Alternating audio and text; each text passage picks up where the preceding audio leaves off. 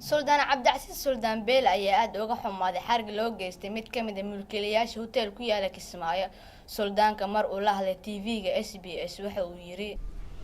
waxaan ku baaqahayaa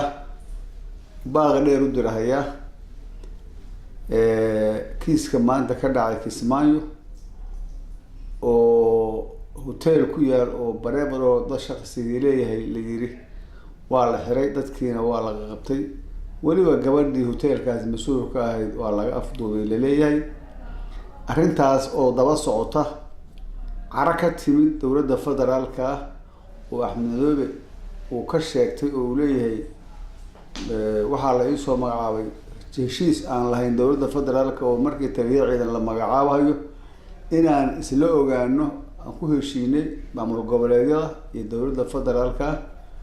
baa leeyahay waxa gudbado inta laba jeer la soo magacaabay labadii shir bay soo celiyeen marka waa la soo hadlay dowladii wala ay jawaabi way meediyaan ka hadlay wala ay jawaabi way xumaan dowladda federaalka ka timid caraka timid baa hotelkan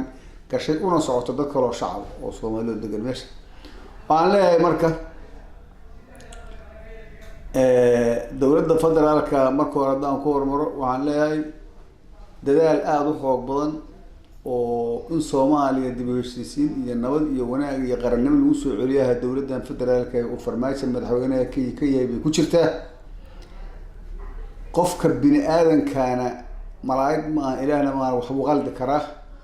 tartiib in loo saxaabo qaldan baa loo baahan yahay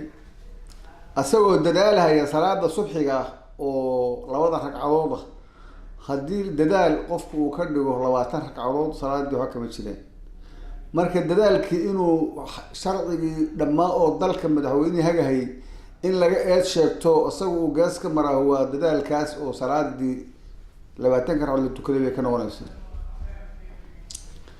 Axmed Madoobe waxaan leeyahay madaxweynihii la doortay haddaad carooto dowladda federaalka wax ka sheegato meel kasta la marto inaad shacabkii ku doortay oo madaxweynaha ku soo noqoto hoteeladii guryaha ka xidho ayaga dhibaatayso madaxweynenimo ku noqon maysid sharaf xumo bay ku tahay Xamdi Maxamuud Cabdullaahi Xamdi Bilan TV-ga caalamiga SBS Muqdisho.